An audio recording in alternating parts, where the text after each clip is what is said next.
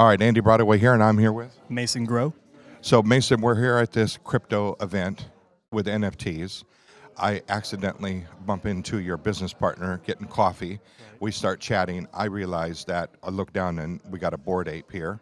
So, explain a little bit about your Bored Ape, and then you've got a very interesting story for us. Yeah, so just a little bit of a background. I've been in crypto since 2017 and rode that bull market wave up and rode that bear market wave all the way down. And then just DJing through the bear market of 2018, 2019, went through DeFi summer. Then in 2020, started getting into NFTs. And then was around while the Bored Apes minted out, so the project came out a little over a year ago. At first, faded it, didn't really care for the art of it. But after a while, when you see the prices of it going up, it starts to look a little bit better. And around when it was around 6 or 7 Ethereum is when my business partner and I decided, all right, I think this project's going to continue to do well. That's about the time when they announced their companion piece to their Bored Apes, and the price went up to about 6, 7 Ethereum. And so we got into the Bored Ape space and bought a couple of the Bored Apes. Ended up selling one of them as it continued to go up, and then held on to this guy and plan on holding him for a while. And he has a name, correct? Yeah, so we named him Japes Bored. And the reason behind us naming him was because of Coinbase when they came out with a movie that they're coming out with called the Degen Trilogy, and they had a casting call for any apes owners that wanted to be part of this movie, had to apply, and they had to come up with a name and like a backstory of it. And so we decided to come up with Japes Bored, kind of going off of James Bond. Yeah. I love it because he's in a tuxedo. He's got the cool glasses.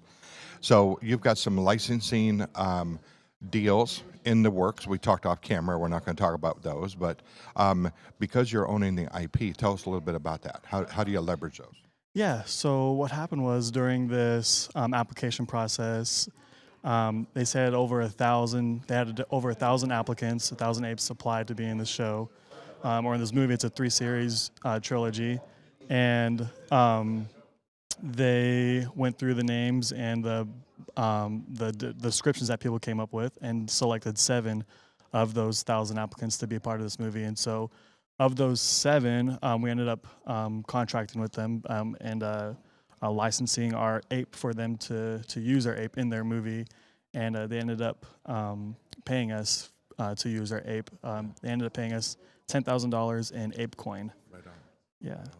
So of the 10,000 apes that were out there, 7 were selected to be in this trilogy movie. Yeah, so only 7 out of the 10,000 apes are in this trilogy series. A little over 1,000 applied to be in it. Yeah. And then, so we were fortunate enough to have our ape be selected, and they already had the first movie, the first part come out, right. And you can see it on their website, and they have 2 more coming out as well.